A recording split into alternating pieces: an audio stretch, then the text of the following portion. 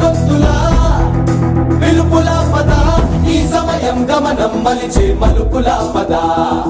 ఏ ధర్మం కోరే సత్యాగ్రహమై పదులుగా పద, సంక్షేమం కూర్చే సేవా గుణమై అదనుగా పద.